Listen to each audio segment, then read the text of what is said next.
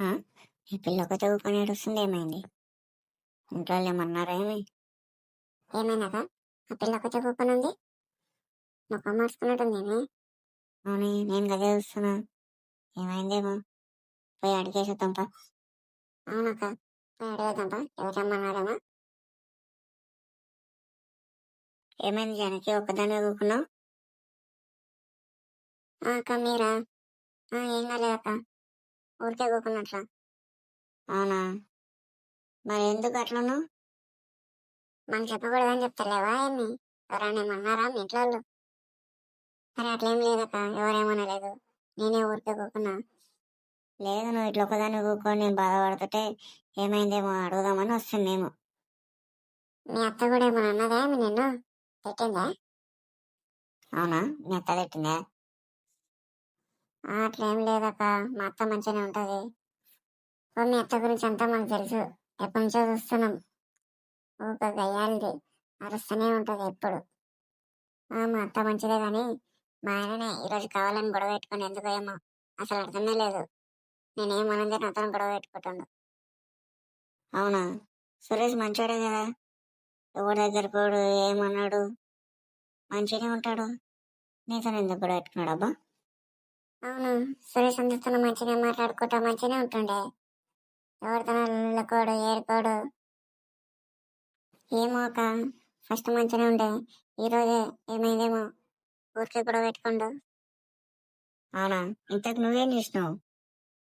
ఏం లేక నిన్న రాత్రి లేట్ అయి వచ్చిండు. మా అత్తగారేమో ఇంకేం చేస్తావు, వాడు ఎప్పుడన్నా వస్తారు కానీ నువ్వు పోయి పనుకోపో అన్నది. నేను పోయి నిద్రపోయినా. ఆ, అయితే ఆ దానికి పొద్దుగా లేచి నేను రాకముందే నువ్వు ఎట్లా అనుకున్నావు, ఏంది నీకు భయం లేదా అది లేదా అని ఊకనే తిట్టుకుంటా గొడవ పెట్టుకుంటున్నాక.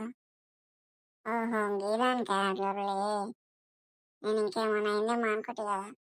అట్లా కదా, నా తప్పేముంది, మా అత్తగారే కదా పోయి పడుకో అన్నది.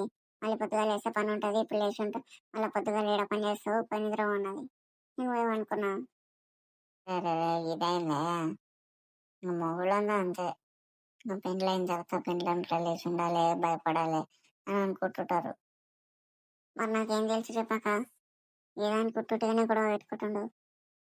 మరి మీ అత్త ఏమన్నది? మా అత్తయ్య గారు ఏమనలేదు, ఇంకా నాకే సపోర్ట్ చేసింది. మా ఆయననే తిట్టింది, ఎవరో నేనే చెప్పిన అది ఇది అని నా సపోర్ట్ చేసింది నాకే.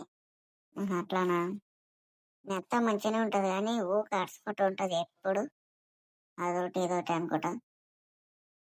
అవునే తల్లి, అరస్తే ఊరంతా వినబడుతుంది, కానీ మంచి పని బాగా చేస్తుందబ్బా.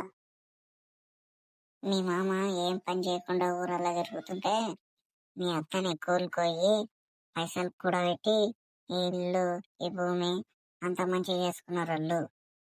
మొత్తం మీ అత్త చేసిన పనే. మీ మామ ఊకే తిని అక్కడిక్కడ తిరుగుతుండే, ఎప్పుడో గిన్నెగా పర్సెంట్ పైసలు అవి తీసుకుని వచ్చేస్తుండే అంతే. అవును, పని చేసే దయ్యంలాగా చేస్తా, అసలు 20 అయిపోయేంత వరకు చేస్తూనే ఉంటది. కానీ పైసలు అంటే పిచ్చాబా, ₹1 ఖర్చు పెట్టదు. ఎంత పిసినారు అంటే అంత పిసినారు. రూపాయి బయటికి పోయినది అసలు, ఒక పూట లేకుండానే ఉంటది కానీ పైసలు మాత్రం ఖర్చు పెట్టదు అసలు. కానీ బయట మందితో ఒక్కరితో కూడా సాయం తీసుకోలేదు, ఏమన్నా సొంతంగా చేసుకొని ఇల్లుని ఇంత మంచిగా చేసుకున్నది. అందుకే మీ అత్త అంటే అందరికి భయం ఎట్లకేంచి. ఊర్లో మొగలు కూడా బెదిరికుంటారు మీ అత్తని చూస్తే. అవునక్క, చూస్తే అట్లనే ఉంటది, ఏం మాట్లాడినా గట్టిగా మాట్లాడుతుంది, కానీ మంచిగా ఉంటది. మంచి ఒక్కటే కొడుకు, ఇంత ఆస్తి ఉంది. ఇక నువ్వు ఏమన్నా నీకు మీ పిల్లలకే ఆస్తి అంతా. అది నిజమే, ఆస్తి అంతా నీకు నీ పిల్లలకే అంతా.